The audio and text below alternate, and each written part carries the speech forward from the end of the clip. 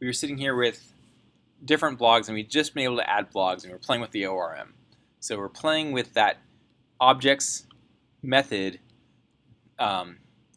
inside of blog. So blog's object key is associated actually with a class which is called a models.manager. And we're going to make a custom one of these in a bit, but not just yet. So we're still going to continue playing around with the kind of the standard ORM stuff. Cool. So every time we make a blog, we also want to be able to make comments on that blog. So let's go into our index.html and basically make this same sort of form, except for comments. And we're going to put it in just like we did for the wall. We're going to stick it in here, and we're going to be able to make different comments on each of our blog posts. And as I think we kept it really simple, all we had was comment as the single name. And we're going to say enter comment on this blog. Great. And we're also going to pass one more thing in here.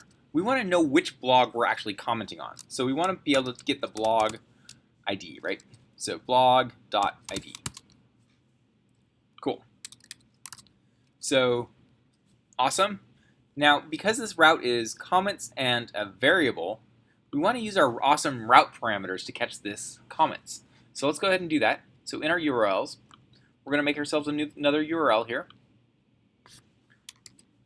We need to have a comment because it's a list, a comma because it's a list, and then go to comments, and then we want to go to and make a capture group. So that's what those parentheses do, and then give this thing a name. Let's call this thing ID because that's the ID of the comment, and we're going to go and get any number of digits as part of that capture group.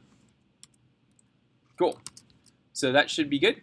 So we should be able to get in comments as an ID and pass that on to blogs. Fantastic. All right, so let's go ahead and give ourselves a test shot of that. Going back to our views.py. So we're going to def comments, and now we have request as one parameter of this thing. We are also passing in ID, right?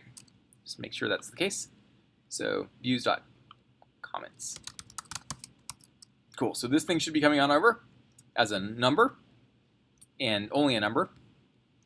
And then we have our views, and we should be catching that ID, and we should be able to say at this point, hey, let's make a variable var, whoops, not var, bloggy, or blog, is equal to blog.objects.get ID equals ID. So we're going to get that particular blog when we try to submit that form, hopefully. And then what we're going to do is we're going to say, hey, let's make ourselves a comment, comment.create, or sorry, objects.create, and we're going to pass in all the different values that we want to put into here. So we want to go and say comment equals request.post, bracket quote, comment, and then we want to go and get the blog that we want. So I think we named this thing in our model. We just call it blog, and we want to say blog equals blog.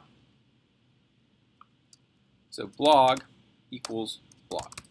And it will automatically strip things out and put things in correctly for us. All right, so that's going to create our comment. Fantastic. And then we're going to return redirect to slash. Fantastic. All right. Now, we want to be able to get all of the comments for each individual blog showing up, just like we would have done on the wall. All right, so let's go ahead and take a look at this and see if it's working before we go too far. So cool, the server's up and running. I always like that. Here's our thing, and we can make different comments maybe. And it won't show up just yet, so we'll do that in the next video because I don't want to make these things too long. So here is a comment on the first blog. Enter comment. Cool. And just refresh, and then, which we expected, and we didn't expect any comments because we haven't actually tried to get any comments from our database.